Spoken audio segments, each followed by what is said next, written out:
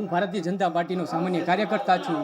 ગુજરાતના પનોતા પુત્ર વડાપ્રધાન શ્રી નરેન્દ્રભાઈ મોદી, ગૃહમંત્રી અમિતભાઈ શાહ, મુખ્યમંત્રી આપણા ભૂપેન્દ્રભાઈ પટેલ, નાયબ મુખ્યમંત્રી હર્ષભાઈ સંઘવી, પ્રદેશના અધ્યક્ષ જગદીશભાઈ વિશ્વકર્મા, મહામંત્રી રત્નાકરજી અને મોરબી જિલ્લાના પ્રભારી ગજેન્દ્રભાઈ સક્સેના, મોરબી જિલ્લાના પ્રમુખ જયંતિભાઈ રાજકોટિયા, ધારાસભ્ય શ્રી કાંતિભાઈ અમૃતિયા તથા દરેક ધારાસભ્ય અને સંસદ સભ્ય અને મોરબી જિલ્લાના મહામંત્રીઓ, હોદ્દેદારો તમામનો હું આભાર માનું છું કે મને યોગ્ય ગણી અને મને જવાબદારી આપી.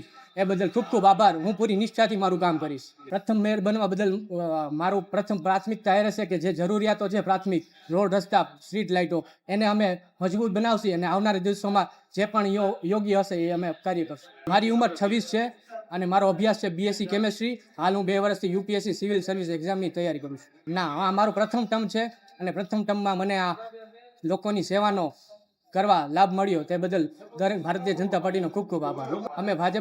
હું ભાજપનો કાર્યકર્તા છું. કોરોના ટાઈમ સક્રિય સભ્ય હું ભાજપની વિચારધારાથી પ્રેરિત છું. અમે પારદર્શક વહીવટ, લોકો સાથે જોડાણ અને મોનિટરિંગ કરી અને જે પણ સમસ્યાઓ છે આવનારા દિવસોમાં એ પ્રોપર પ્રયાસ કરી આગળ વધશું. લોકોને એટલું જ કહેવા માગીશ કે મોરબીના જે પણ પ્રશ્નો છે આવનારા દિવસોમાં તમામ જલ્દી સોલ્યુશન થશે એવા અમે પ્રયત્નો કરશી. અને સાથે સાથે મોરબીની તમારા માધ્યમથી એ કહેવા માગીશ કે 52 તો સાથે છે પણ મોરબીની જનતા પણ સ્વચ્છ, સુંદર અને મોરબીને વિકાસશીલ કામ કરે એવી મોરબીજનોને અપીલ છે.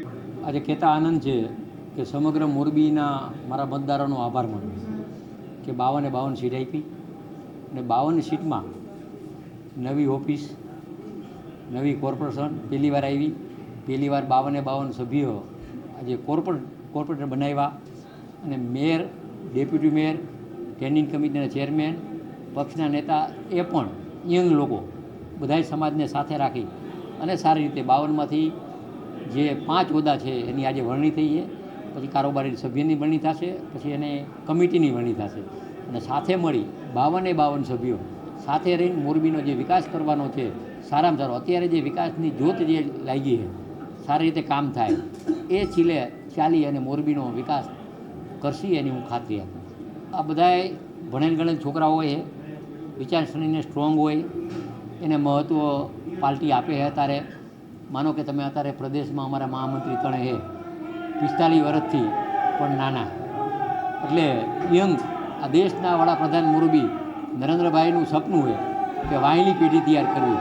એના ભાગરૂપે આ યંગ લોકોને જવાબદારી મૂકી.